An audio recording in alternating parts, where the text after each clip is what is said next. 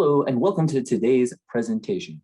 My name is Gabe, and I'll be your host as we look at some different ways to measure the potential value and suitability of an occupation by looking at wages, real-time outlook, and actual available positions that are listed on the U.S. National Labor Exchange. Before we begin, I will note that we are using the adult version of the MCIS today, and that is for the post-secondary users. There are three versions of the MCIS for your middle school users, the high school users, and then your post-secondary adults. And that's what we're using today. If you have any questions about maybe which version you should be using or where you should be logging in or how you should be logging in and what your role should be in the MCIS and all these kinds of things, we actually have some videos about those very subjects. We will be linking them in the description below. So please refer to those. And if those do not answer your questions, feel free to reach out to us and we can help you get set in the right direction.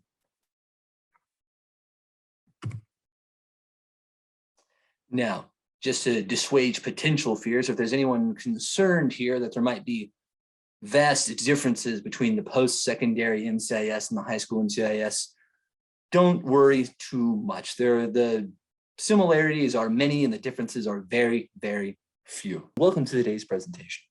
We'll be looking at how a user can determine potential value, interest, and suitability in an occupation by looking at the wages, outlook, and availability of that occupation. Now, not every MCIS user is the same, and not every MCIS user experience is the same. And with that in mind, we're actually going to demonstrate three different processes that an MCIS user can use to get to a career or occupation to do further research. The first process we're going to look into is that process of just kind of one-off looking at occupations as a user might become interested in or curious about them. And we can do that by coming to this occupations link on the occupations drop-down list. Click that.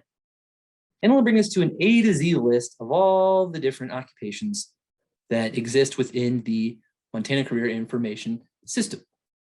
You have to be a little bit careful coming through the titles like this because not every title matches kind of the colloquial terms that we use for them, right? Like someone might think of an abuse counselor. However, within the MCIS, that will be included with social workers.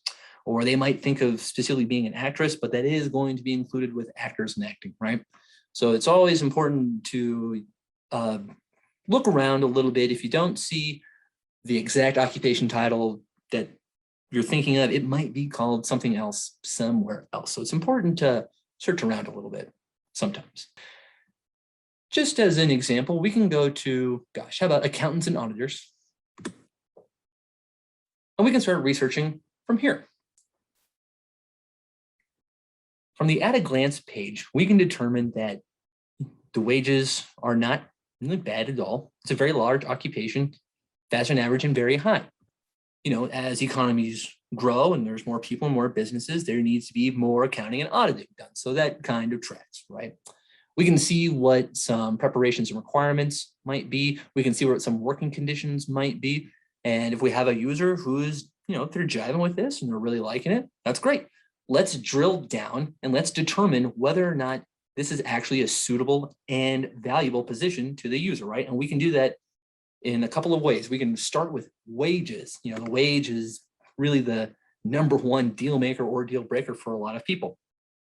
And we can see that across Montana, we're not doing too bad, but we selected for some other states that are showing us that, well, maybe if we're willing to pull up ties and move out somewhere, maybe we can earn a little bit of extra cash. Now, we also have to keep in mind that, the cost of living in other places can be a little bit higher, especially in California. You can see that, you're earning quite a bit more than in a lot of Montana. However, your cost of living is also quite a bit higher. So, there's that balancing act that we have to carry out.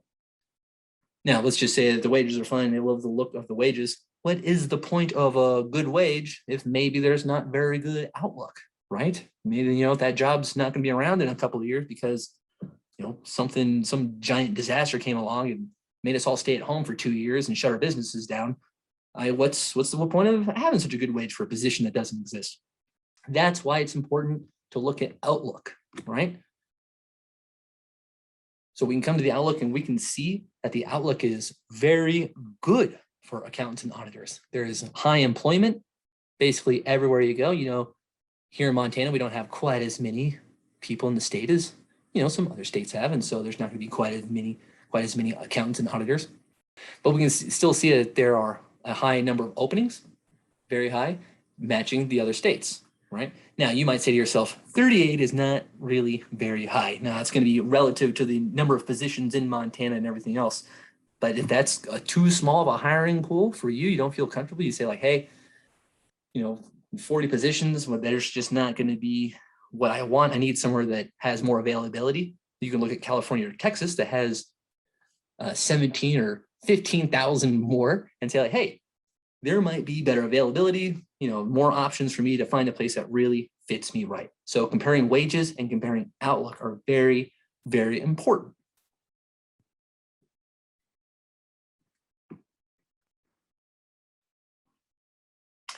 And that's just one way to kind of, one at a time, go through and look at occupations, right? Another way to do it, a more focused way to do it, you might say, is to try to determine occupations kind of based off of maybe what someone might be studying or trying to be trained in, right? It's easy to get training in education. It might not be as easy to really determine, well, what occupations are going to result of that.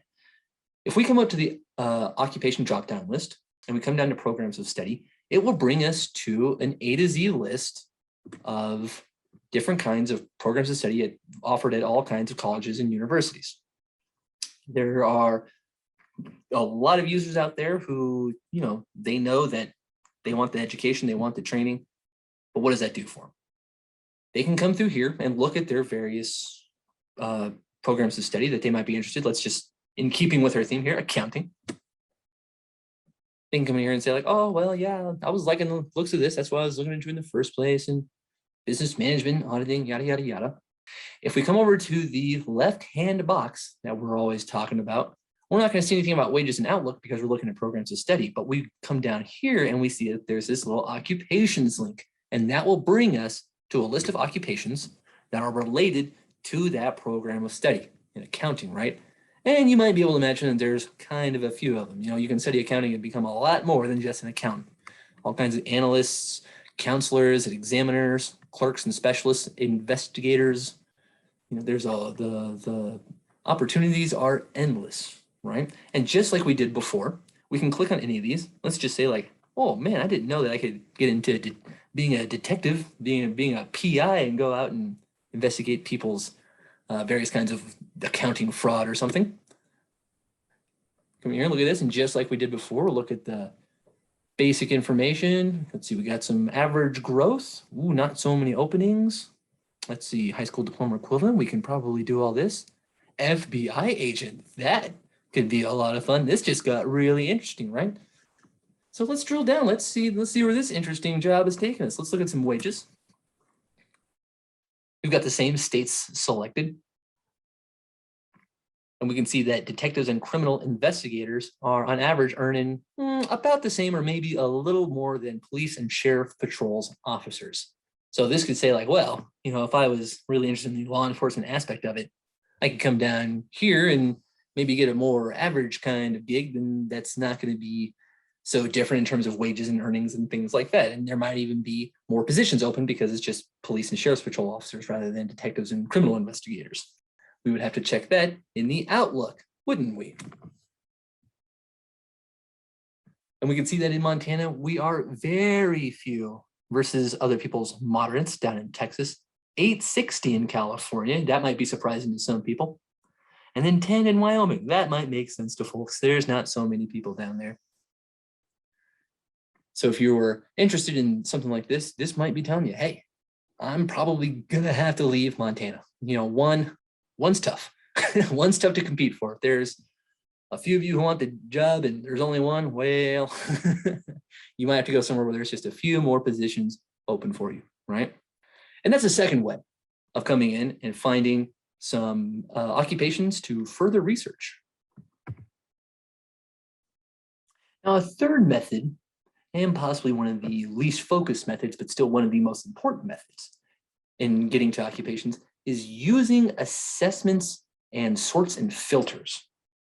Now, we have a few of them, and we're going to start with this occupation filter. And one of the reasons we like this one so much is because it is short and sweet and offers some pretty dang good results that you might not expect. So you can come through here and determine the amount of school and education and training you want to deal with. You selected 2 to 3 years, try to keep it a little brief. And you can also select the kind of wages that you would like to earn with your career that you might possibly choose and that we don't know about yet. And we want to keep it, somewhere in the livable wage, right? You can also choose for green, STEM, and hot jobs. A lot of the users who are going to be coming into like assessments and sorts and filters might not be this choosy and this specific, but they also might be, so the option is there. It's totally up to the user. You can get the results. And we can see that there's actually a fairly long list of options for what we chose and not having too much school, but still earning some good livable wages, right? And you might see that a lot of them are, related to working with hands and trades and things like that, which is fair. But there also might be a couple of things that you might not necessarily expect. So, there's a page layout worker, fashion designers, folks who are designing and everything else. You might not necessarily expect them to be on the list, but there they are. And so this can be a really interesting way to just kind of, machine gun out some interesting careers for someone to look into.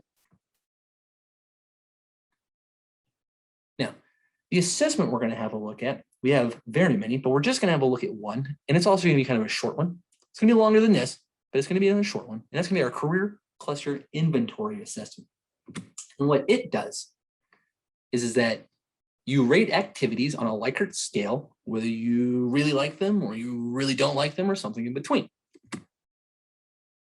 Starting with planting, harvesting crops on a farm. Maybe someone in Montana says, I've had enough of that. I liked that fashion designer thing. I'm going to California to be a fashion designer, so I'm clicking dislike, right? Install ceramic. No, I dislike that too. Singing and dancing, heck yeah, I want that one.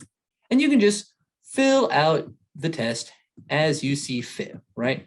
Now, clearly we're not taking it very seriously here. This is not what we would want our clients to do ideally, but just to skip ahead and get some results here. We'll get our results. And you can see that it gives us results based on career clusters. You can also think of them as career fields or career pathways if you're into that kind of language. And if any of them seem appealing, right, they'll be matched based off your answers. We didn't take them very seriously, but if you did take it seriously and you thought this was kind of matching up with what your interests generally lie in, go ahead and click on that career cluster. Brings you to the same kind of, basic information overview page that so many of the landing pages are. But what we're going to do is come back to this helpful left-hand box over here, where we love the left-hand box, and we're going to click on the occupations link, just like we did programs of study.